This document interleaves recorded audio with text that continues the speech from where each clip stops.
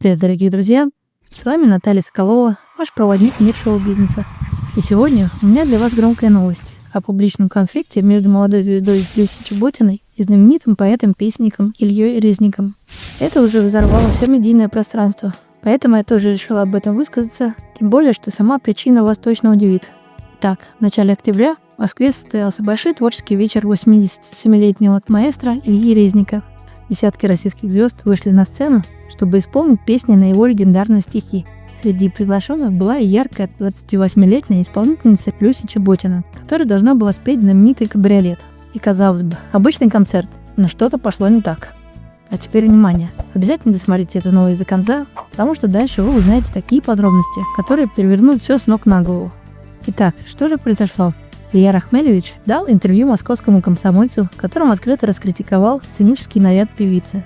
Поэт заявил, что заранее попросил режиссера проследить, чтобы все артисты вышли в нарядах, соответствующих репертуару.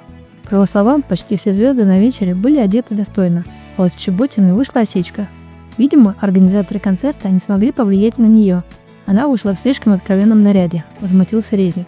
Мэтр, который сейчас живет в Крыму, видимо, далек от московских тусовок и не знал, что Люся почти всегда так выступает.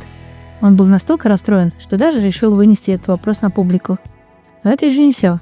Оказывается, Резник изначально сомневался, стоит ли вообще приглашать Чеботину.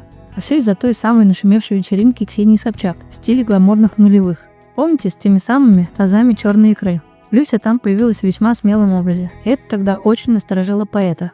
Вы не поверите, но перед концертом организаторы мероприятия даже попросили соответствующие структуры проверить высказывание Чеботина о специальной военной операции. Но, слава богу, ничего криминального не нашли, признался Резник. Как вам такие меры предосторожности? Поэт также вспомнил прошлый инцидент на своем юбилейном концерте, когда одна девичья группа, с его слов навязанная ему телевизионным каналом, вышла в неподобающих нарядах, то есть вообще в отсутствующих хонных. С тех пор Илья Рахмелевич особенно трепетно относится к тому, в чем артисты выходят на его сцену. Но и Люсе Чеботиной не осталось долгов. Певица опубликовала эмоциональный ответ, который многие поддержали. Читая новости и, если честно, поражена комментарию Ильи Рахмелевича, написала артистка. А дальше ему были выдвинуты серьезные обвинения. Оказывается, сам Резник очень просил ее там выступить. Концерт перенесли с мая на октябрь. Ей сказали, что это важное мероприятие для поэта. И Чеботина специально прилетела из другого города, хотя была в тот момент занята. Она потратила собственные деньги на новый продакшн трека «Кабриолет», который, кстати, сам Резник попросил исполнить. Как вам такие аргументы? Я по просьбе организаторов вкладывала у себя анонс концерта, чтобы люди покупали билеты. И тут я получаю такой фидбэк с фактом, что я лишь разочаровала, продолжила возмущаться певица. А в конце Чеботина привела еще один железный аргумент.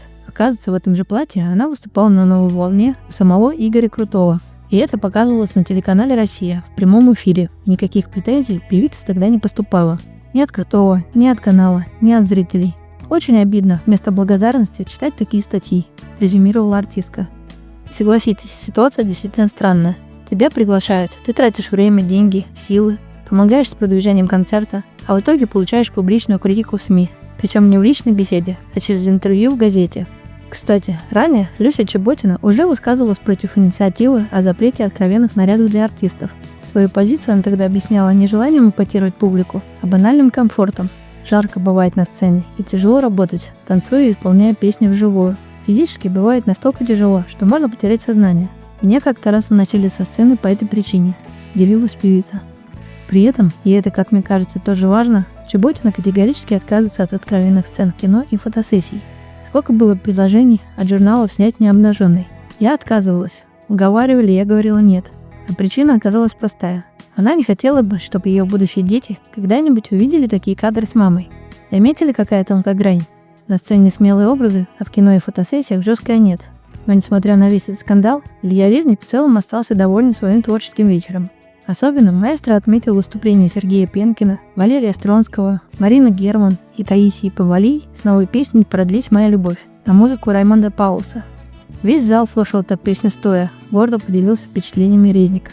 Так кто же прав в этом конфликте?